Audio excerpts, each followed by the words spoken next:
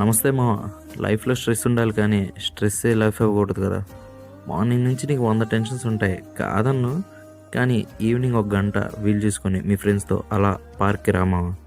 ఒక చిన్న వాక్ హెల్త్కి చాలా మంచిది. ఫ్రెండ్స్తో కలిస్తే నవ్వుకుంటూ స్ట్రెస్ మర్చిపోవచ్చుగా. ఇంకేంటి ఆలోచన? ఇప్పుడు పార్క్ ఫ్రీయే బాబు, వస్తున్నావు మరి.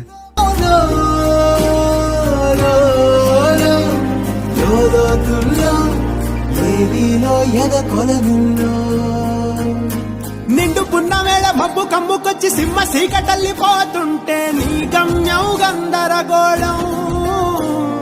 దిక్కు తోచకుండా తల్లడిల్లిపోతూ పల్లటిల్లిపోయి నీ ఉంటే తీరే నాని ఆరాటం.